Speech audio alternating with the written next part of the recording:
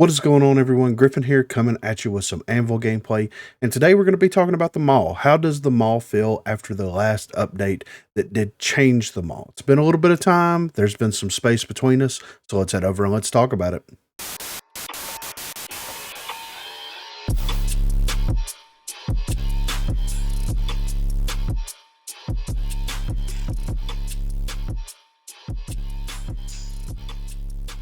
Okay, so this is the mall. We're going to run through the stats of the mall real quick here, and then we're going to take it back up and we're going to actually talk about the experiences of playing with it, since I have started playing with it a little bit more here recently.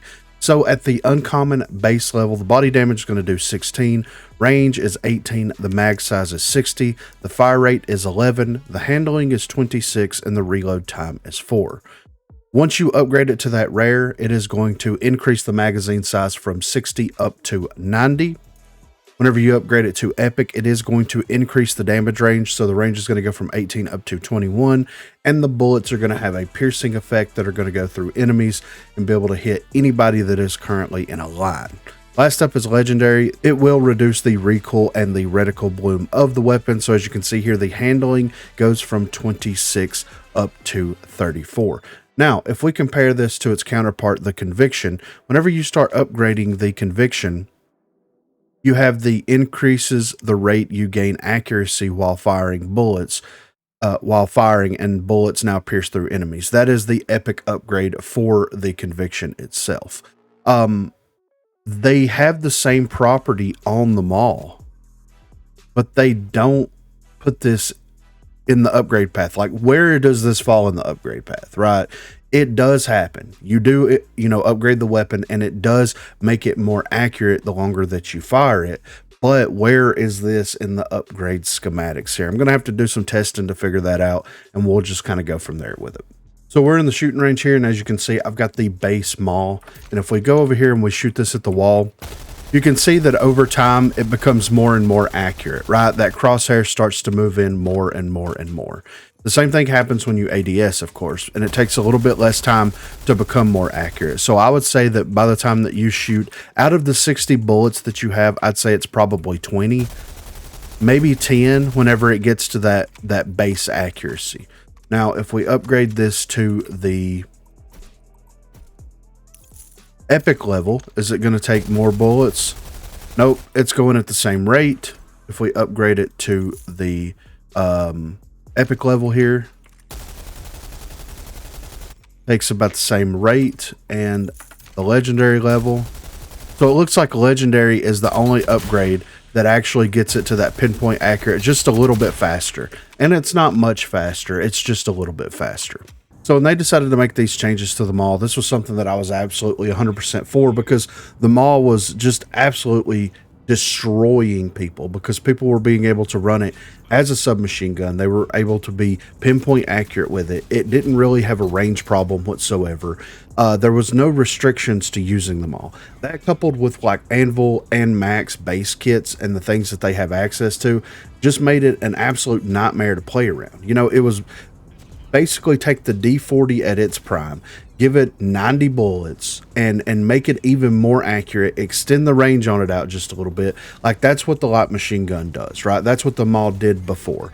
Now, whenever they added that property to where the longer that you fire it, the more accurate it becomes over time, it has helped the mall out quite a bit. And a lot of people stopped using the mall and kind of pivoted towards the conviction. And I understand why, because the conviction, it shoots way slower. So whenever you upgrade it, it takes like 3 to 4 bullets to be able to become pinpoint accurate with that weapon.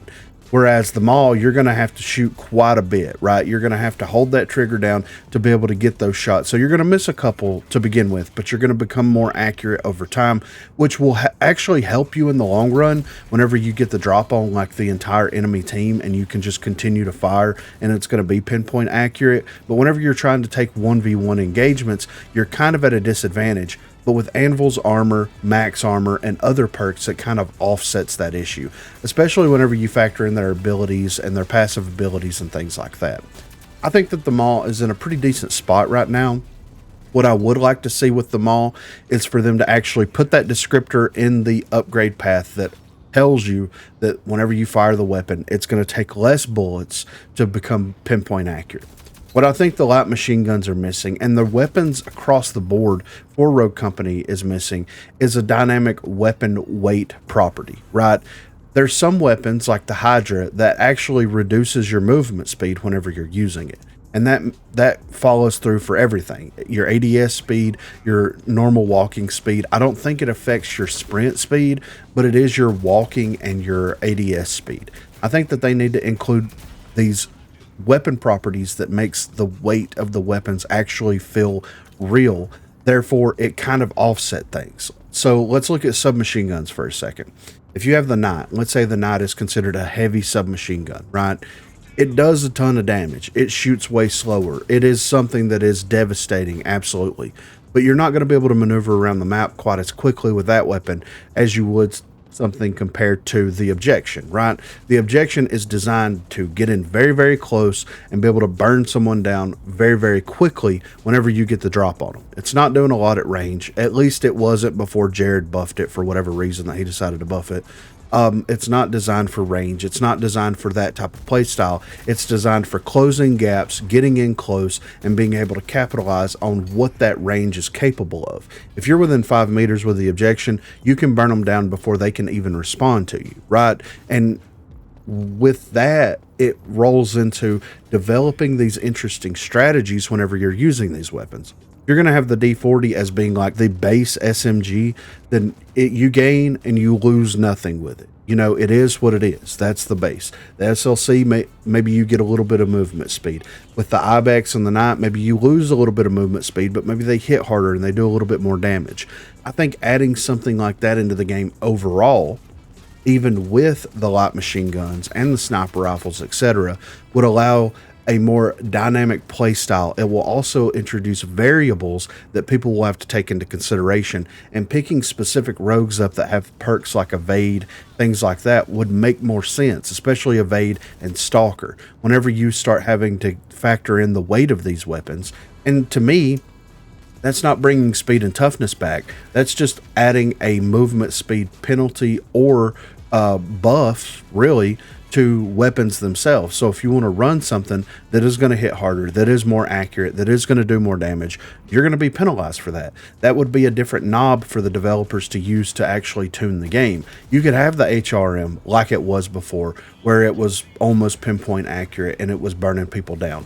You could crank that hip fire down all the way completely down, and you can add a movement speed penalty in there with it, and there you go. The weapon would be balanced in the terms of the overall, game itself. Now, if you're running against a full team of HRMs versus a full team of HRMs, then it comes down to positioning, gunplay, things like that. But whenever you're factoring in SMG, shotguns, light machine guns, the whole 9 yards, then it does matter in the overall grand scheme of things. And I think if they did something like that, then it could make some very interesting things happen. Because think about it. When you upgrade the Maul, it goes from 60 bullets up to 90 bullets. They could drop the Maul down to 40 bullets and have that upgrade path give you like 60 or 70 bullets. But whenever you do that upgrade, it is going to make your weapon more accurate, right? It's going to make it accurate faster, but it's going to make it heavier because you have more ammo in there, right? The 24S would be the perfect example. The 24S doesn't get the magazine size increase until the legendary level. If the bullet count of the weapon is going to dictate or determine what the actual speed of that weapon is, then it turns from a really, really good no-played weapon to a really, really good often-played weapon, especially with rogues that have like Replenish or Lancer, for example, with her passive ability to get in there and be able to roll, reload, and things like that. I think that if they did that, that would make the weapons overall feel so much better. And I think that it would add these different variables, and I think that there could be a different bar. Here is your rogue movement speed. It is at 100, right? Whenever you upgrade this weapon, it's going to make that rogue's movement speed go down, regardless of who the rogue is. So if Lancer picks up the Conviction, and the Conviction drops the movement speed down by, let's say, 10 or 15%, then she's definitely going to feel that. Through her ult, through her evade, through everything, she's going to feel that movement speed penalty. Then you have to really decide what kind of play style that you really want to use against this team. Do you want to be light on your feet, doing less damage, taking pop shots, making poke damage happen? Or do you want to be someone that stands firm, has great accuracy, has great damage output, and is able to just capitalize 100%? The Maul is a fantastic weapon still. It still performs very well. I think that adding that initial descriptor in on top of everything else, letting people know that you can upgrade it to a certain point and it becomes more accurate, would actually encourage people to pick it up and play it more, because a lot of people think that that doesn't happen. They know the Conviction does it because it says it, but I don't think that they know that the Maul does that. And I think that that would be a huge change for the Maul. And I think that whenever you do get that legendary upgrade, and that is the upgrade that's going to allow it to be more accurate faster, that it should take like 3 to 4 bullets less to become more accurate. You're dedicating your economy to upgrading this weapon to make it to where it becomes accurate as quickly as possible. Whenever you compare it nuts to bolts here with the Conviction, whenever you shoot the Conviction, whether you're hip firing it or ADSing it, you get 2 to 3 shots out of it, and it's pinpoint accurate. It's hitting like 25 damage, 24 damage per shot, and it's got roughly the same ammo capacity. I mean, why would you pick them all over the Conviction? I think that if they tune that down just a little bit and they made it comparable, like the time scale comparable with the Conviction, to where it's like the Conviction can become this accurate this quickly based on its fire speed, and the Maul is right there with it once you upgrade it all the way. And then that way you can pick whichever one feels better to you as a person, as opposed to, I need to pick this weapon because it becomes more accurate, much more faster, and it hits harder even though it fires a little bit slower. But that's currently where I'm sitting at with the Maul. Where do you sit at with the Maul? I've been playing it a lot here lately. I've been very much enjoying it.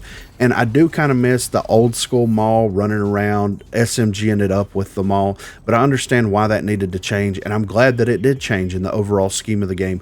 Because if it didn't, then you would have a ton of people just running Anvil with his crazy amount of armor, crazy amount of ammo, all of his crazy perks, and his shields and everything else he has going on.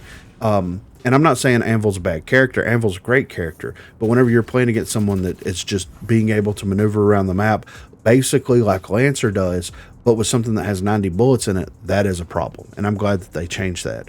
But be sure to let me know what you think in the comments down below. Also, be sure to check that description for links to Facebook, Discord, and Twitter. Those are the places to contact me. If you haven't already, please be sure to like and subscribe to the channel. If you've already subscribed to the channel, then consider hitting that join button to become one of the 256 crew members. Lastly, on Thursdays and also on Sundays, I will be streaming here on YouTube. So if you are interested and available, please feel free to stop by and say hello there. Thanks for watching, guys. These dudes are so scared.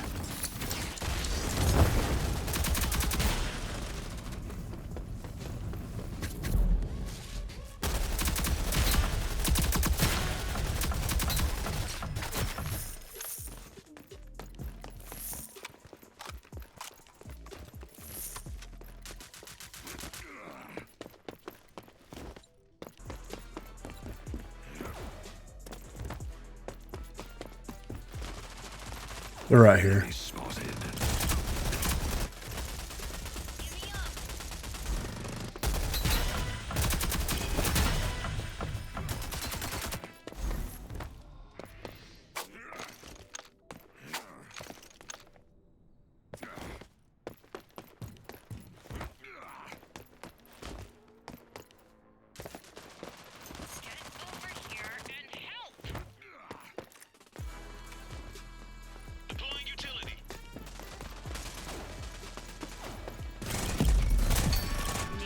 Victory.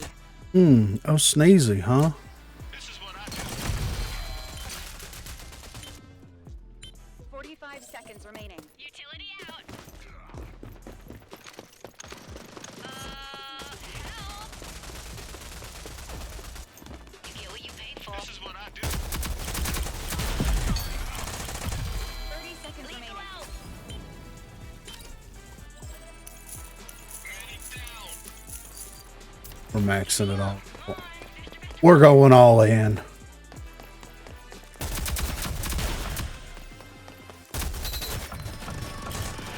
Thanks, man.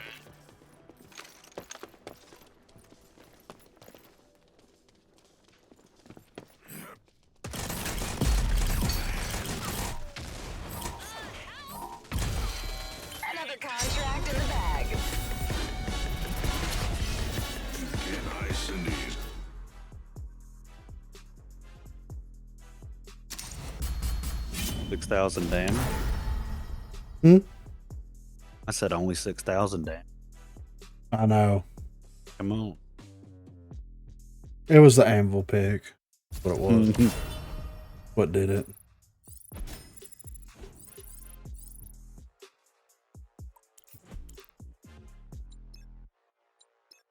Not too shabby. Too bad the runway left. Oh well.